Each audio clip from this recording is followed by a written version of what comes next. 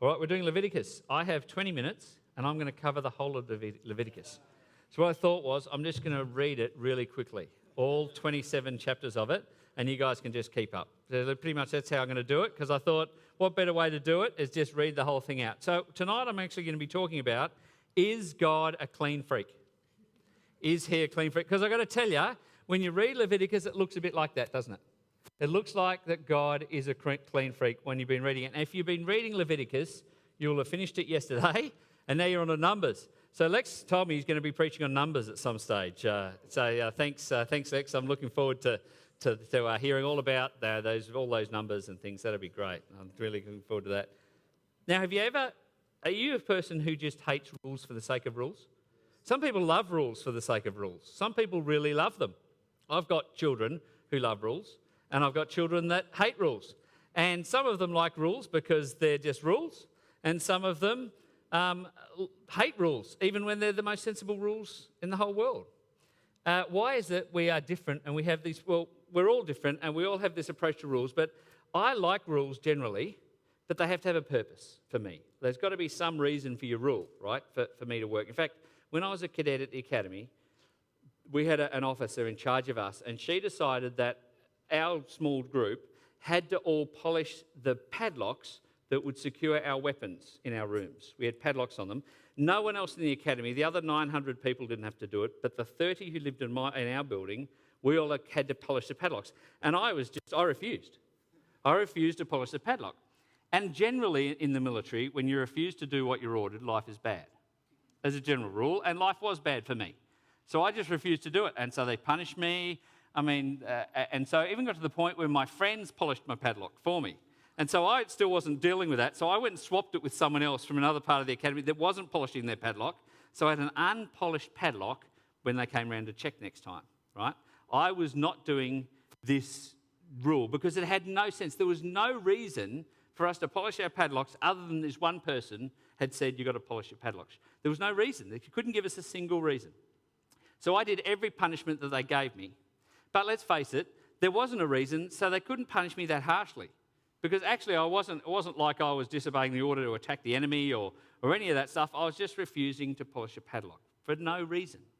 And so as a result, I did a bunch of punishments, but the punishments in the end just petered out because they realised I'd done all the punishments and my padlock still wasn't being polished, and so as a result, it just sort of ran out. And so, they gave up. It was a pointless exercise. It had no meaning, and they knew it, so I ignored it. That's pretty much how it worked. I didn't get a great name for myself amongst the staff doing that, but I just refused to do it. Unfortunately, sometimes when you can read Leviticus, we can read all these rules and we see how pointless that they are and they appear to us, and as a result, we just ignore them. So we say, that's a pointless rule. I don't slaughter doves. That's not something I do, and therefore we ignore it. And sometimes I've got to tell you that when you read Leviticus, it can be really difficult because when you're reading them, you're reading these sort of rules and you're wondering, what on earth has that got for me? Here's a couple of rippers here for you, right? This is from Leviticus, okay? This is from Leviticus 14, verse 14. This is about how to cleanse an ex-leper. So someone had leprosy and now they've come back and they've been declared free of their leprosy, okay? Very important for that ex-leper, of course. The priest shall take some of the blood of the guilt offering, and the priest shall put it on the lobe of the right ear of him who is to be cleansed, and on the thumb of his right hand, and on the big toe of his right foot. Then the priest shall take some of the log of oil and pour it onto the palm of his own left hand, and dip his right finger in the oil that is in his left hand, and sprinkle some oil with his finger 7 times before the Lord. Okay? Great being an ex-leper. That's fantastic. There you go. There's what they have to do. Here's another one about eating insects from Leviticus 11. Verse 20, all winged insects that go on all fours are detestable to you. Yet among the winged insects that go on all fours, you may eat those that have jointed legs above their feet, with which to hop on the ground. Of them you may eat the locust of any kind, the bald locust of any kind, the cricket of any kind, the grasshopper of any kind, but all other winged insects that have 4 feet are detestable to you. Now, I don't know about you, maybe you're a winged insect eater, and therefore maybe this will have some relevance to you when you read that. But for most of us, we just scratch our heads. Here's another one for farmers, Leviticus 19. You shall keep my statutes. You shall not let your cattle breed with a different kind. You shall sow your field You shall not sow your field with two kinds of seed, nor shall you wear a garment of cloth made of two kinds of material. Now, this is 100% cotton. So I'm safe, right? The pastor's good. Anyone that's in polyester, right, we're going to be giving you some pastoral care afterwards, because clearly that's not what you want. Here's a medley of instructions for those who maybe they like medium rare steak, or if you go to a hairdresser, or if you got a tattoo. Here's one from Leviticus 19, starting in verse 26. You shall not eat any flesh with the blood in it. You shall not interpret omens or tell fortunes. You shall not round off the hair on your temples or mar the edges of your beard. You shall not make any cuts on your body for the dead or tattoo yourselves, for I am the Lord. Okay? Now, I don't know about you, but in this day and age, some of these things just seem a little bit crazy, don't they? Some of them seem like they just don't have any relevance to us. And that's part of the problem. You see, Leviticus is one of the hardest books in the Bible to read. In fact, in some research has been done in the US, of those people who read the book in 1 year, who attempt to read the book in 1 year, the book they are most likely to stop at is Leviticus. It's interesting, isn't it? That is the book that you're most likely to stop at if you decide you're going to read the book in a year. Now, I would have thought it would be Numbers or something like that personally, but no, it's Leviticus. It's interesting, isn't it? That's the research at the moment that they say. But before you discount Leviticus as being totally irrelevant, consider this. In historical terms, Leviticus comes to us which what historians would refer to as having the most confidence of any book in the Old Testament. What they mean by that is if you're a historian and you analyse the ancient parchments and things, the book that has the most ancient parchments that have come to us most clearly is Leviticus out of all of the Old Testament books. It's interesting, isn't it? In the Dead Sea Scrolls alone, there are 9 copies of Leviticus in Hebrew, there's 2 in Greek, and there's 1 in Targum. Targum is the written version of Aramaic, which was the normal language that they spoke in Jesus' time. If you've seen that movie which had the death of the Passion, they spoke Aramaic, right? So the written version of that is called Targum. Well, in the Dead Sea Scrolls alone, if you're not sure what that is, it was like a time capsule that was buried before the time of Christ, and it wasn't uncovered until about 1947. And so for about 2,000 years, these things were buried, and so suddenly they got them 2,000 years later. Well, there's that many copies of Leviticus just in the Dead Sea Scrolls. On top of that, it's the first book that Jewish children learn when they're going through their religious education. Leviticus, the first book. Now, Jews aren't Israelites. They don't have a temple, so they don't do the whole sacrificial thing. That's not the way the Jewish religion works today.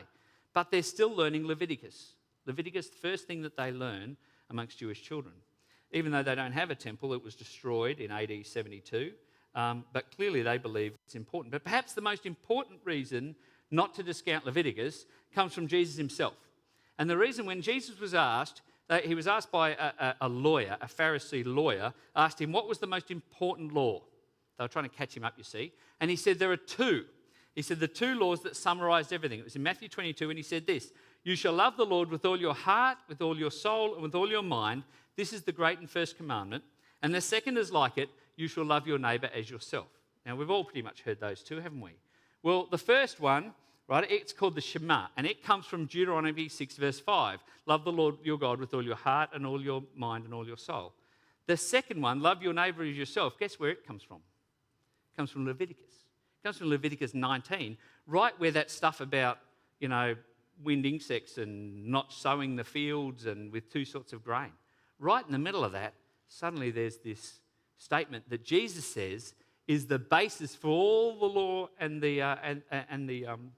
for all the writings of the law and the prophets. So, if we believe that it's important, therefore, it's important enough for Jesus to quote out of it, then how do we get something out of it? Because clearly, I don't eat insects, and so, what do I do with that? I mar my beard. I shave it off every morning. That's probably marring it, right? That's a bit of an issue as well. There's a whole bunch of things that I do that Leviticus says I shouldn't do, and there's a whole bunch of things that I do that aren't even mentioned in Leviticus. There's no mention in Leviticus, for instance, about things like human cloning. There's no mention at all about those sort of things. There's nothing in Leviticus about smoking. There's nothing in there about drinking. There's nothing in about drinking. Alcohol abuse is probably the greatest social problem we have in Australia. There's nothing in Leviticus about it, not at all. So what do we get out of this? Well, we've got a couple of options, and so we're going to go through these options on how you can look at Leviticus. The first one is to say it's a historical book and it's about its relevances for the Israelites. And that makes some sense because you think these guys had been about 400 years in captivity for the Egyptians as slaves. So they had no understanding about how to run themselves as a nation. So they had no understanding of how to work public housing, how to do cleanliness, none of that. That was all done by their Egyptian masters. And so suddenly now they're responsible for themselves. So it makes some sense that God's going to give them direction so that public order and hygiene and everything is going to be brought in. In addition to that, they're about to go into the promised land, which currently was inhabited by the most immoral group of people on the face of the earth. The Canaanite religion was a horrific religion which required you, as amongst many things, to sacrifice the first child you had. So the first child that you gave birth to, you would sacrifice that child to the god of the Canaanites. It was a horrific religion that they were obviously, there was a great danger that they would become exposed to them. So they needed some instruction. Now, of course, there's a whole bunch of stuff there about personal health. Seafood, what sort of seafoods they can and can't eat. Now, that makes sense. God's given them some instruction. They've come from Goshen, which is nowhere near the sea, in Egypt, and now they're living on the sea. Makes sense, yeah, to be given some instruction on seafood. That makes sense so far. Makes transmittable diseases, mold, fungi, all that sort of stuff, all bad stuff. There's also mechanisms to make sure they didn't get too close with their religion. So, for instance, the Canaanite goddess Astarte, the way in which you would worship her was you would go to the temple and there was a priestess there, and you would, as a male, you would get involved in a very intimate ceremony with that priestess in order to be able to activate Astarte's will in your life. That's what you would do. So there was a sexual liaison between the priestess and the worshipper, and clearly that's not going to work well for the Israelites. That might be something that attracts them. So God says to them, amongst other things, that you can't approach my tabernacle for a day after you've had relations with your wife or your husband. That's one of the things. Why is that? Well, he's trying to separate in their minds the idea that sex and religion go together. He's trying to move that. He's not saying anything about sex and religion. He's just saying that they shouldn't be joined together. He doesn't want them to start taking on any of these practices. All that makes total sense, doesn't it? The problem with that as a general rule, if that's what you say Leviticus has for us, that's what it was all about, that essentially that was 3,000 years ago, and then, okay, maybe God is a clean freak because he's given them all of these instructions and things, and we don't have to worry too much about it because we don't have Astarte worship anymore. Seafood is well refrigerated these days. We don't have any of those things. God's just a clean freak. He's looking after his people. Let's ignore Leviticus. Right? That's one way of looking at it. And that's the problem when as soon as you start saying things like Leviticus was all about the health of the Israelite people. You start to say to yourself, well, in that case, the rest of it doesn't apply to me. And not only that, but why has God made sure all these books have come to us with the highest confidence of any book in the Old Testament? It makes no sense that the Holy Spirit would have been making that work, would it? You'd think that would have just sort of gone out somewhere about Jesus' time. It would have just disappeared out. There's lots of other writings. There's lots of writings that are mentioned in the Bible that we don't have. So there's nothing to say that it would have just petered out. Clearly, God had a plan for us to get it. And why would Jesus quote from it if it had no value other than to help the Israelites who are out of Egypt to live good and valuable lives? I don't think it's meant to just take that one verse out and throw the rest away. Okay, so a second approach might be this. Okay, it actually applies to us in some way, but we have to contextualise it towards our modern life. So there's going to be bits in it that work, bits in it that don't. Maybe that's what we're going to learn out of it, is that there's bits. So God is a clean freak, but not just physically. He's also maybe a bit of a clean freak spiritually. So we can get some stuff about holiness and this sort of stuff out of it. Okay, maybe that's the way it is. And so when you read Leviticus, you get the idea that becoming holy is all about making yourself holy so you can present yourself to God. That's what Leviticus is all about. They're unclean, they're ritually unclean. They make themselves clean so they can present themselves to God. If we take this approach, then essentially what it means is our job, if we want to be accepted by God, is to follow all the rules, make ourselves as holy as possible, and then when we present ourselves to God, he'll accept us and we'll be able to take our things to him. So maybe if things go wrong, what we do is we've done the wrong thing, we do some sort of punishment, just like it talks about in Leviticus, some sort of penance, some sort of sacrifice, some sort of price has to be paid. We do penance, and then we can accept God's punishment, and we're all right with him again. We're clean again, we're ceremonially clean, and we're accepted by him again. Well, sounds a bit like sort of, what the church was talking before the Reformation, doesn't it? You've got to do penance if you do sin and all this sort of stuff. It's all about us doing stuff to be okay with God, which clearly is not what Jesus was preaching. In addition to that, we have to be careful if we're going to follow that rule that we don't accidentally eat the wrong sort of seafood, don't we? Because clearly eating some of the seafood's detestable. That's not a good plan. And don't forget you've got to burn your house down, right? If I come to your house and I tell you it's a spreading mould, okay, you've got to burn your whole house down. Okay? There's been a lot of rain recently. I'm booking in now. So you want me to come round? I'm happy to come to your house. I'll come and check out your mould. Right, we'll put a bit of exit mould or something on it, and I'll come back the next week. And if it's spread, I'm sorry, the house is going down. That's just what Leviticus says, right? Well, of course, it applies to other issues that maybe are a little bit more relevant to us today. For instance, if it's true that homosexuals are abominations, which is what Leviticus says, then is it also equally true that a woman can't go to church for the week when they have their monthly cycle? Because that's what also Leviticus says, that they shouldn't attend the temple over that time. Or is it true that we have to stone people that use the name of the Lord in vain? Or that when you've give birth to a child, you can't take that child to church for a while? Is that true as well?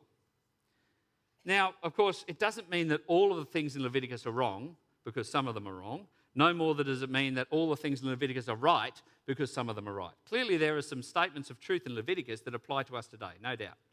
The problem we have, of course, is deciding which ones apply to us and which ones don't. And I reckon if we got us all together and we said, let's read Leviticus and come up with a list of those rules in Leviticus that still apply to us today, my list would be different to your list. And the question comes is, who's got the right list? Who actually has the definitive, these ones apply to us today list? And what about maybe, did these apply in the 1950s? Maybe not. Oh, okay. Well, what about 1960s, 70s? Well, maybe they didn't apply last week. You can see it becomes a shifting sand, doesn't it? It becomes what's called relativism. Things become relative, that they're either right or wrong based on the situation that they're in.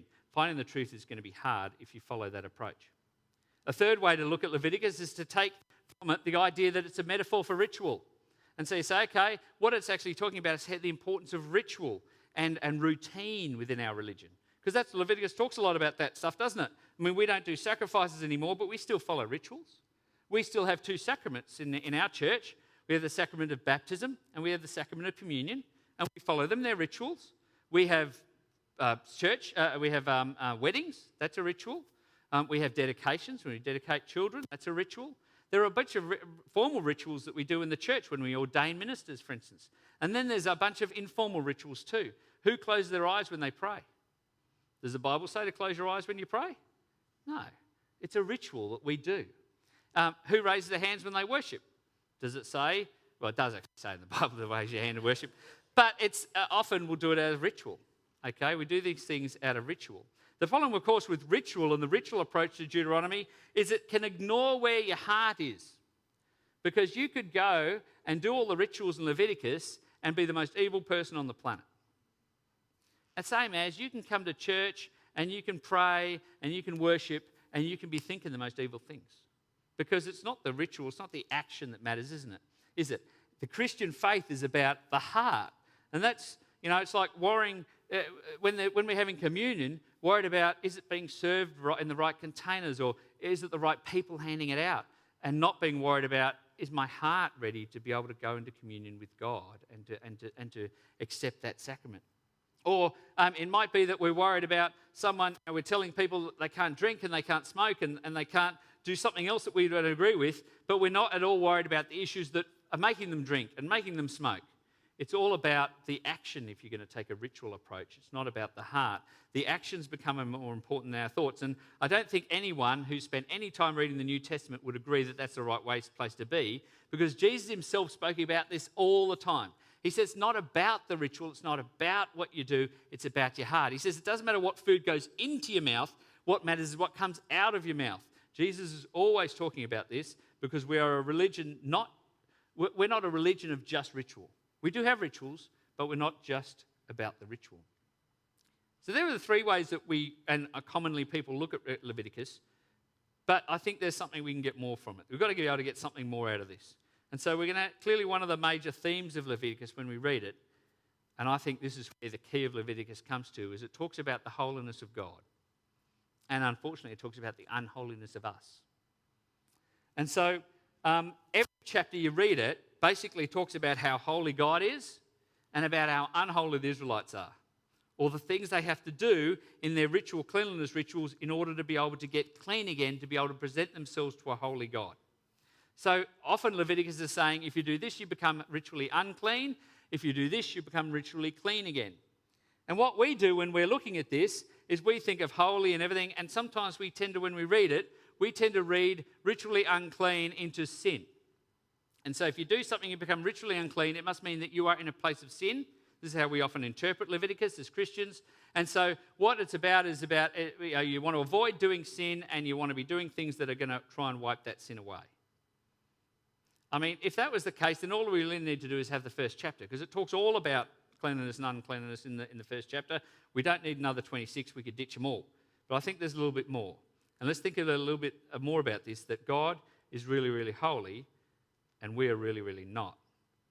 So what I think the best way to do is let's take ourselves back 3,500 years to when they were Israelites and they were doing this stuff. So if you're an Israelite in this time, you're going back in time, bang, we're now there. When you read Leviticus, you get the idea that the task of the Israelite is to stop being unclean. So whatever you're going to do, when you reread it, we think the job of the Israelite now is to avoid uncleanliness at all costs. And unfortunately, that's what it became. That's why Jesus was accused of sinning when he did things like he would go and have lunch with sinners. And because the whole idea was that uncleanliness would actually rub off on everyone else. And in Leviticus, you can certainly get that. You can catch uncleanliness. For instance, one of the ways, if an unclean person spat on you, you became unclean. Jesus, of course, spits on a guy's eye and heals him. He just goes, oh, yep, okay, let's go for that. Righto? Jesus messes with this whole ritual cleanliness, uncleanness thing all the time. When he touches lepers, they become clean. He doesn't become unclean. But in Leviticus, if a leper touched you, you would be unclean. Right? When a woman who's been bleeding for 12 years touches him, she becomes healed. He doesn't become unclean. But in Leviticus, of course, if a woman at that time was to touch you, you would become ritually unclean. Uncleanliness is something in Leviticus you can catch. And so when we read it, we have this idea and we equate uncleanliness with sin. And so we get this idea that we have to avoid sin, we have to do all these things, this is what it's all about. And so if you're an Israelite, we tend to think that what they'd be doing is spending their whole life walking around going, whoop, can't touch that person because I'll get unclean. You know, I can't do that because I'll get unclean. Whoa, just missed the uncleanliness missile there, that was lucky. You know, sorry, honey, we're going to church tomorrow. You know, this is the sort of things that you think the Israelite would be doing. However, the problem we have is when you go back to become an Israelite and you think about what they would be doing, they actually spent most of their life ritually unclean. Why? Touching a dead animal would make you unclean. These are farmers. Farmers touch dead animals all the time. That's what you do. Having husband and wife time made you ritually unclean. One of the first things they were told by God was to multiply, and that's what the Israelites do. They were famous for multiplying. So you can imagine they were spending an awful lot of time being ritually unclean. This is what life was about. If you were an Israelite, right, you spent a lot of the time unclean. In fact, you spent most of your life ritually unclean, and that was okay because none of it is sin. Just because you're a woman and you've got your monthly cycle doesn't make you sinful, just makes you ritually unclean. It was nothing for an Israelite to be ritually unclean. Nothing for that person at all to be ritually unclean unless they wanted to go to the tabernacle. So why would they go to the tabernacle? They go to the tabernacle for three main reasons. They go to worship, they go to sacrifice, so apologise essentially, and they'd go to ask God for stuff. So the harvest is coming up, they go to the tabernacle, they sacrifice. We're sorry for what we've done. God, make us a good harvest. Oh, we want children. God, give us new children. All the New Testament, you know all about the people that are hanging around the temple hoping for healing and hoping for good things. The temple was a place where you'd go to speak with God. That was a good place to be. So the only time really you had to worry about whether or not you're unclean or not was on that time when you went to the tabernacle. You didn't go to the tabernacle every day. It'd be a bit like church, okay? And so, just because you had a child didn't mean you were sinful. In fact, in the Israelite culture, childbirth was something that was celebrated. It was hugely celebrated. It was a blessing from God to have children if you're an Israelite. And yet, you're ceremonially unclean for a period of time afterwards. Now, there's a whole bunch of reasons for that, probably good ones, like means that the poor girl doesn't have to, get off her bed after just having given birth and go to the temple on the Sabbath and stuff like that. There's probably some practical stuff. But the bottom line was, regardless of whether or not it was or not, it wasn't sinful. It was just unclean. It was just ritually unclean. So it's very common. It was no big deal. It was what the standard life of an Israelite was, to be in a state of uncleanliness until they went before God, in which case they would make themselves clean. So for worshipping and seeking God for an Israelite wasn't an afterthought. They wouldn't sort of finish the end of the day, be having a little cold one with the mates and say, let's nip on down to the tabernacle and maybe see if God can help me get that job that I'm really keen on. No. They wouldn't do that because they'd be ritually unclean. There's a process they've got to go through. They wouldn't make God move around their program. Their program had to move around God. So if they wanted to go to the tabernacle, they had to plan it. Because you just can't show up at the tabernacle because you've been doing stuff that makes you ritually unclean all the time. That's just the way it is. And so you had to plan your time to be God. You had to be intentional about the time in which you spent with God. If you wanted to spend time with God, it had to be intentional. Now, we're not under the old covenant, of course, but I suspect that we actually take out of the access we have God for granted. Unlike the Israelites, of course, we don't have to do those rituals in order to come to church. We don't have to say, all right, well, sorry, honey, we're going to church tomorrow. We don't have to do that because our relationship with God is not the church. Our relationship with God is individual, is personal. But I wonder whether or not sometimes we just take that whole thing for granted. Maybe we just come to him however we want to come to him, not necessarily how he would like us to come to him. I'll give you an example. In the morning, when I read doing the Bible readings that we've been going through Leviticus, I listen to it on the spoken word app that's on the thing. And while I'm doing it, I'm shaving and getting dressed and that sort of stuff. Why am I doing that? So that I'm saving time, yeah? Because we're all busy people. You get up, I'm doing two things at once. And when I pray, I'm praying at the same time as I'm getting dressed or I'm shaving or whatever, I'm multitasking my time with God. Now, guys apparently can't multitask, but clearly I've just told you that we can. But I'm multitasking my time with God. Is that what really God wants? Does God want me to be listening to his word while I'm shaving or while I'm, buttoning up my shirt or while I'm putting on my shorts? I'm not sure. Does he mind? I'm not sure. If the alternative is not, I suspect he would like it. However, am I really putting in the time? Am I coming to him as I really should? And let's face it, the reason I'm doing that is because I'm not getting up any earlier.